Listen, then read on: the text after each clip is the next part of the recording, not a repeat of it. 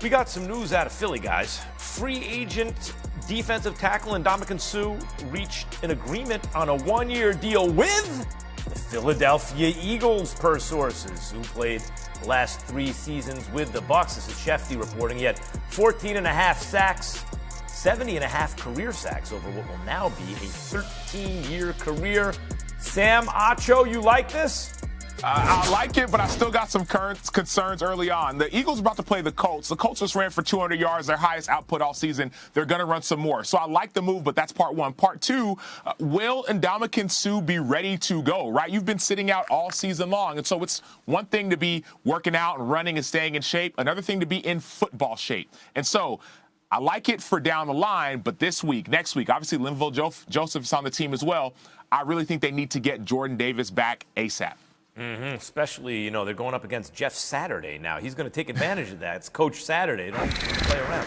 The Cowboys have been making their rounds through the NFC North. In Week 7, Dallas picked off Jared Goff twice on their way to a 24-6 win.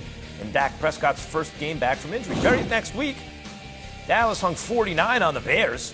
Won by 20. Dak threw 2 TD passes. Tony Pollard ran for a $131. Found the end zone 3 times. That luck ran out in Lambeau. Dak and the Cowboys blew a 14-point fourth quarter lead and lost in overtime for the first time in 196 tries. Here's Mike McCarthy. I see him every day.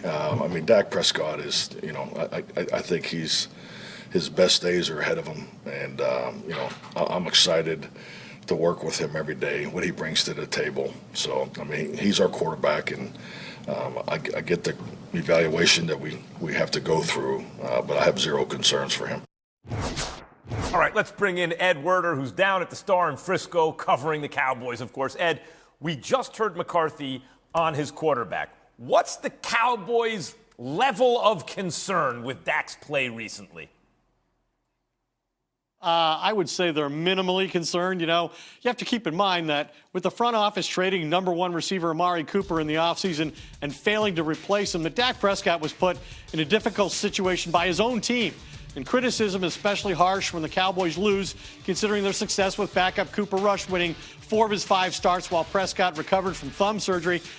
Even though the offensive production has been substantially higher in Prescott's starts, the Cowboys are only 2-2 and lost a 2-touchdown lead in Green Bay. Prescott certainly threw 2 costly interceptions, both of which the Packers converted into touchdowns. Even though neither may have been entirely his fault, Prescott finding it hard to win the benefit of the doubt. But as you heard Mike McCarthy say, he's unwavering in his support of his $40 million quarterback, saying the quarterback's best days are ahead of him, that he's still excited to work with him every day. And he finished with an unequivocal statement about Prescott, saying, he's our quarterback. I have zero concerns about him. Yeah, it's only year 7. We should wait till at least year 15 before we expect him to win another playoff game. Listen, the Cowboys' D hasn't exactly been lighting it up lately, Ed. I guess they're running the ball more against them. What concerns are there heading into Minnesota, against that Vikings offense?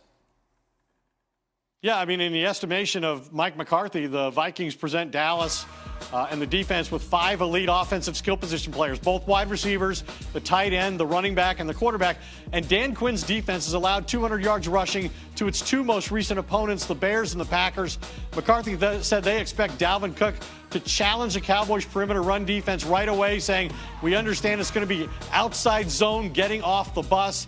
And as soon as I say that, they're going to take a shot down the field. The Cowboys... they have to win against the run on first and second down to do what they do better than any team in the league, and that's rush the passer. That's an area of emphasis for the defense this week. And Kirk Cousins has not performed well when under pressure. But, of course, the Vikings can threaten the Cowboys in the passing game in a way that maybe no other opponent has to this point. McCarthy describing Justin Jefferson as a premier player, although one limited to 2 receptions and 21 yards when the Cowboys won in Minnesota last season. And that starting quarterback, of course, in Minnesota last season for the Cowboys, Cooper Rush. Right. Ed, I just have it. The word 2.5, the number 2.5 is in 2.5 sacks for Micah Parsons just keeps jumping to my mind. Drop back against Micah at your own peril. Thank you, Ed. Cowboys defense hasn't been great over the last few weeks, especially against the Packers. Gave up over 200 yards on the ground, allowed 3 Rodgers TD passes. Cowboys safety Jaron Kearse on his Dallas defense. If you're not frustrated, then we got the wrong guys on this defense. If you're not mad, we got the wrong guys on this defense. And it's just all about having a sense of urgency moving forward. We're 6-3. The sky's not falling, but everybody should be pissed off at how we lost that game and the way things went that game. Sacho, you can run on Dallas. It looks like you worried about that defense? I am. Why? Because the NFL is a copycat league. Teams are going to see what everyone else did against the Cowboys, 207 yards last week, 240 the game before, and they're going to copy it. Minnesota is kind of average when it comes to running the ball. They average right around over 107 yards a game. The last 3 weeks, they've been running about 125 or 6 yards per game. And so they're going to run the ball on the Cowboys until the Cowboys can stop it. And yes, the Dallas Cowboys have the most sacks in the NFL, but you won't get a chance to sack at quarterback if it's 3rd and 1 and 3rd and 2 and you haven't stopped them on 1st and 2nd down. That's a good point. Ninko, the defense is one thing. What are you seeing from Dak since his return? Well, I just see maybe a little hesitation there. 2 turnovers, we saw that last week. Maybe trying to force some things and force some plays down the field. But again, what Acho's talking about, this team has to play in all 3 phases well. The defense can't expect to be elite if they're letting up 225 yards per rush game in the last 2 weeks. That's not going to happen. That's not going to work for this team. And then offensively, they have to have a good complement of run and mixing in play action pass. Maybe with Pollard and getting Zeke back into the mix, they'll be able to run the football better than they were. But again, they were a better team when they were trying to simplify things and they didn't have Dak. Got a little greedy, Sacho. They got a little greedy with Dak. Want to do a little too much. The future of this team is on Dak's shoulders. If this team is a Super Bowl team, a deep playoff run team, Dak has to be a superstar. He can't be average. He has to be better than average. And right now he's playing average. But Nico, you get it. You've been a part of defenses that have had games where they've been bad against the run. And what happens when you're bad against the run? You start peeking left and peeking right. You start trying to jump out of your gap and go and make a play. And what happens then? That makes you actually worse against the run, right? They gas you even more. And so we can talk about Dak and CeeDee Lamb and whatever you want to. The Cowboys' run defense has been bad, and it's been because, at least from the Cowboys, from Micah and all the guys who've been talking, bad technique, bad communication, guys in and out of their gaps. And that happens when you try to press and pressure too much. And so the fact of the matter is they need to get back to their technique. I've been a part of that where I'm like, man, I feel like we gave up a big run. Let me try and do a little bit extra and jump a little bit, peek inside, and now I'm the one who's at fault. That's what's happening right now in Dallas, and until that gets solved, nothing else is going to matter. Very interesting conversation. Go ahead, Nick. Everyone's getting caught up in the sack numbers. We're the team that we're going to get the sack numbers. We're going to be the leading sack team in the NFL.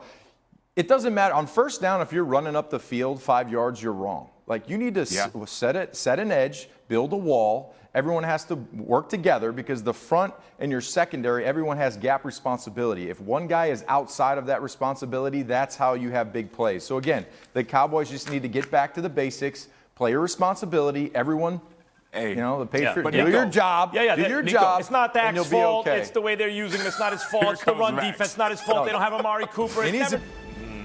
Finally, obvious number of playoff teams from the NFC East. I'm going to go with 3.